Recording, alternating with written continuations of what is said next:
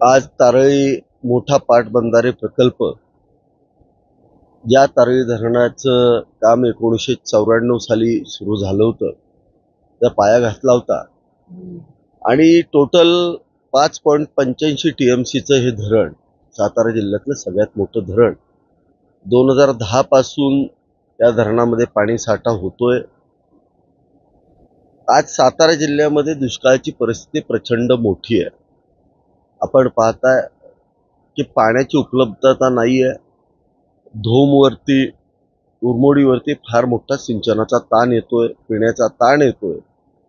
अशा वेळेला हे 5.85 TMचं धरण आहे, हे सातारा जिल्ह्यासाठी उपयोगी पडलं पाहिजे.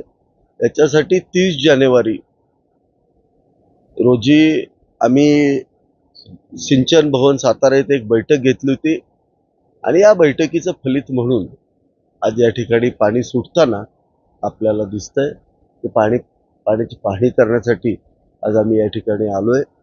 या पाण्याचा लाभ हा तुम्हाला सगळ्यांना माहिती आहे. हा प्रकल्पाचा लाभ हा खटाव, माण आहे, कराड तालुका पूर्ण आहे, त्याच्यामध्ये सातारा तालुक्याचा थोडासा भाग आहे, पुन्हा टेंभू उपसा सिंचन योजनेला याचा लाभ आहे, म्हणजे सांगली जिल्ह्याला पण याचा लाभ आहे.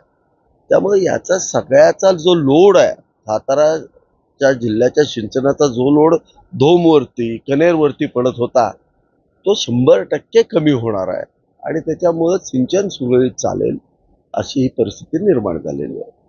एकूण किती TMC पाणी त्या भागाला या सगळ्या आपल्याला मिळणार आहे? टोटल 5.85 TMC पाण्यापैकी 5 TMC पाणी हे सिंचनासाठी मिळणार आहे. याच्यात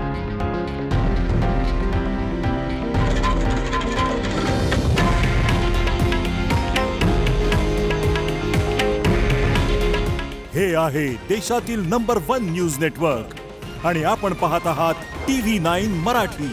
काळजी तुमची, हित महाराष्ट्राचं.